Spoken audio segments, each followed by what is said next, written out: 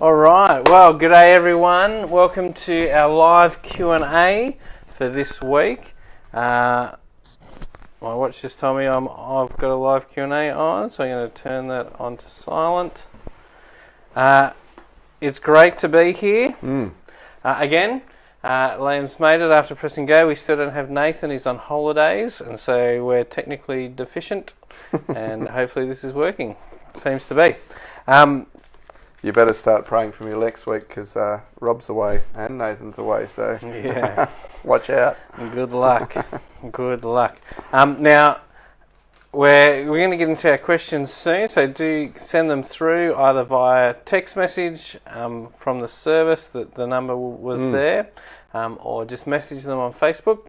But before we do, I thought it'd be good to let everyone know that we've got all these questions, and for some people it's a big question about Christianity, and so we want to let you know that in just a few weeks we're going to run a life series which kind of asks the big questions of Christianity, and so we'd love you to join us. If you're on our email list, then you'll get an email tomorrow with all the details. If you're not, we're going to start posting stuff this week on Facebook, so keep your eyes out for it, or just get in touch and we'll give you the details directly. So we'd love to do that.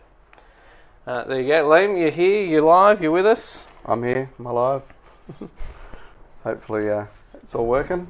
Yeah. It's good. Well, without any more mucking around, I'm going to ask you the big questions. The big questions, that's good. The big questions. Let me find it. Here we go. Here's a big question. In light of election, so a theme that comes up in the passage, why the need for outreach?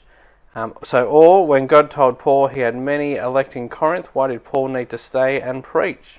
Yeah, great questions, thank you.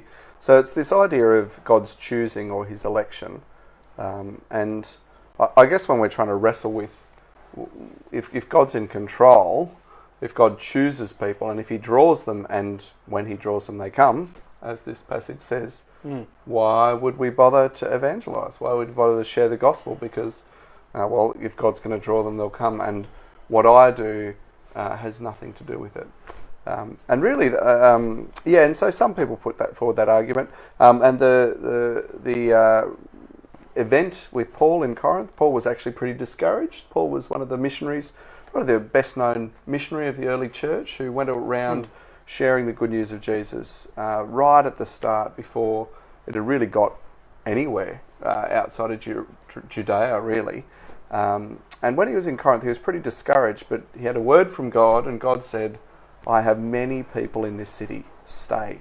So it's this, and that's a really interesting event, because God on one hand says, I have elected, I have chosen, I have many people in this city who will join my family, and I need you to stay to tell them about it.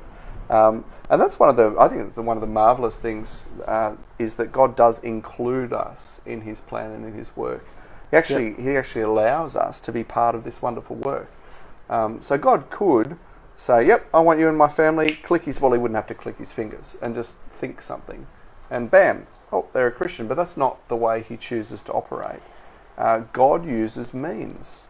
In the same way as, it's raining outside now, God could just automatically give all plants all the nourishment they need water-wise, but he doesn't.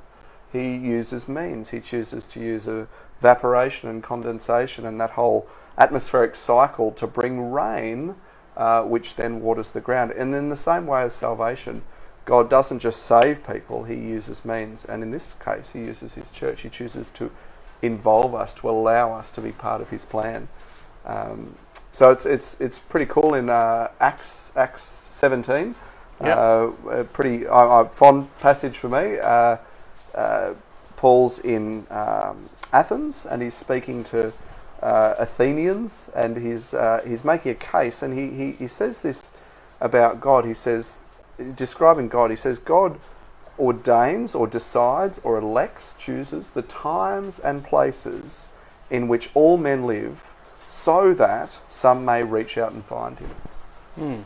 So that means that God has chosen that you would live next to your next door neighbour on purpose. He's put you there so that someone might reach out and find him. So it's never an accident what God's doing, God's planning. So that, I think, God's choosing doesn't squash election when it's properly understood.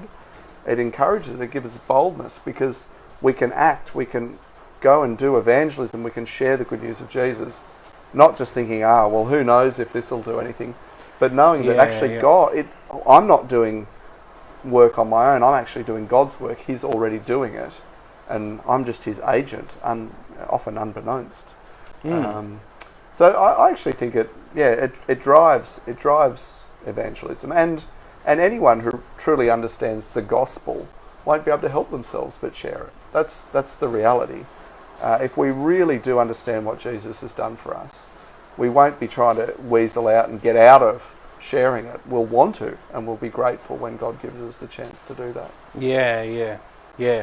And I think that, the really quick, simple answer to that question is, why do evangelism when there's election? The answer is God tells us to. Yeah, so Great Commission, go and do it. Just obedience. It could, and that, but also it's a huge privilege.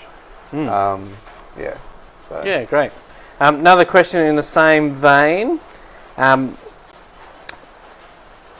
like it's hailing outside. Nearly all find the doctrine of election confronting. Why is that? What worldly perception of ourselves and of God does this challenge? Yeah, I think that came out a lot last week.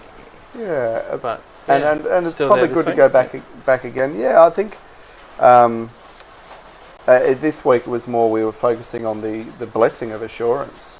That it's, I'm a stuff up, and I don't have to rely on me getting it right every time to have my assurance of salvation. But why is it that usually, for most people, at some point we really struggle with this idea of God choosing, of God acting on us, of even God giving us faith?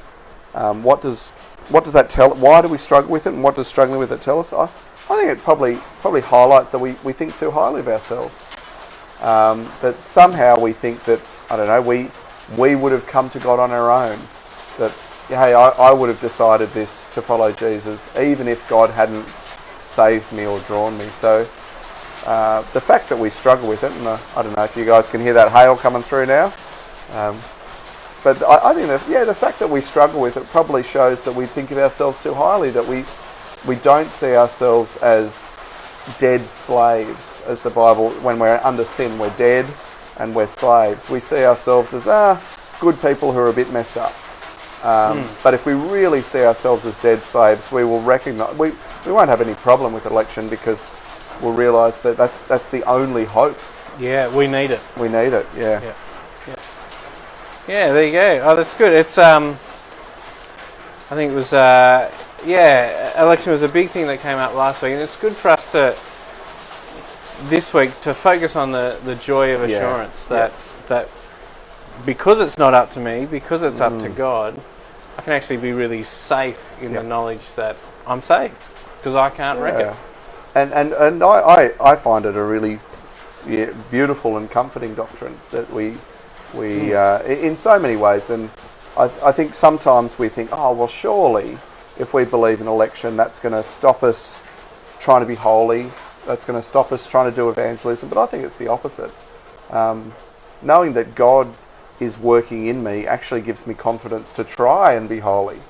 If I wasn't confident that God was doing this inside me, what hope would I have? What hope would I have? I might as well just chuck it in, because I'm just going to stuff it up. But if no, God is working in me. He's chosen me, and He's given me His Spirit, and He wants to grow me. Well, actually, that drives me to try.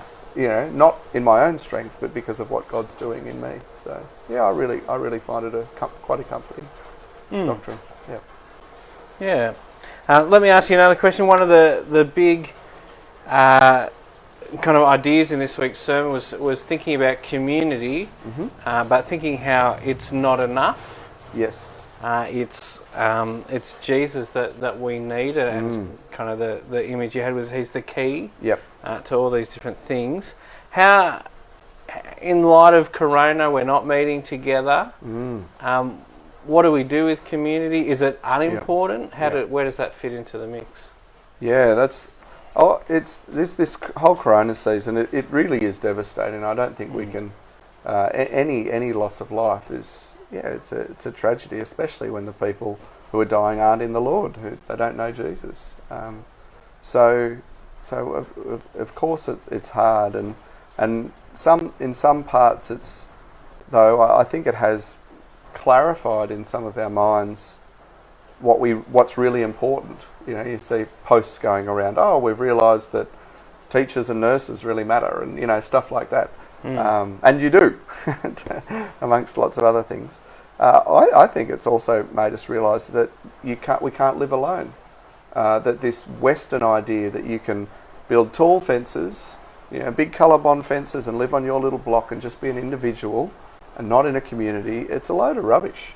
You just can't survive like that, and we've not how we're wired. No, it's fine when everything's going well, but how long does life ever go well for? This is a broken, sinful world, and we have a lot of brokenness. So just in general, I think it's helped us realise that community is far more important than we thought, and especially for church. I'm really missing church. There are things we can do in this medium. I can preach. We can do even Zoom home groups. We can do different bits and pieces. You can even sing along. But it's not at home, not in public. public. Not in public. No singing in public. But it's not the same as true fellowship of being together. That fellowship word, that Christian jargon word of it's I guess it's the Christian relational experience. It's like what encouragement is at a gym, but with around Jesus and with that faith element. So there's just nothing like standing in a room full of Christians and not only hearing them sing, but actually seeing their faces as they do, of sitting under the same sermon together and allowing God's word to do its work on you, of being able to gather together afterwards over a cup of tea or a meal and talk in person about what you've been confronted with. It's a real treasure. It's really special. So I think, so in some ways it makes you go, oh no, is this the end of gathering? Will only be online? No, on the contrary, I think it's highlighted, hey, yeah, it's great we've got this technology, but wow, gathering is so crucial, and it does something that virtual gathering just can't replicate. Yeah, that's right. So that would be, and we've you'll read in the weekly tomorrow as well. We are moving towards doing a bit more gathering wise, but we're still very restricted in what we can do. So please invest in your home churches, in having church at home, in gathering together with as many people as you can safely, and doing church together, because you can get some of that fellowship, some of that relational encouragement, even though it's not the same as our church all being together. And so watch out for that email tomorrow. We do have a bit of an announcement coming in there on that front. So check it out. Now we haven't had many questions this week, so it just must have been really clear. Flush, so must have been a good sermon. So this is your last call. If you want to get a question in, now's the time. Send it through. Liam's going to tell you a joke. He's got about 30 seconds, and then boom. My joke is, where would Rob go on holidays? And what week would he choose? The one that rains all week to Dunga? It's going to rain all week, but that's okay. Might even snow. We don't mind. That's all right. That'll be good. There's a verse reference here. I can't tell you what it says off the top of my head. It's 1 Timothy 2:4. Oh, God, have a look. It's probably some encouragement for us. It's risky. It's pretty safe, actually, reading anything from the Bible. We're pretty safe. 1 Timothy 2:4. So we'll read that out, and if there's no questions, we'll wrap up.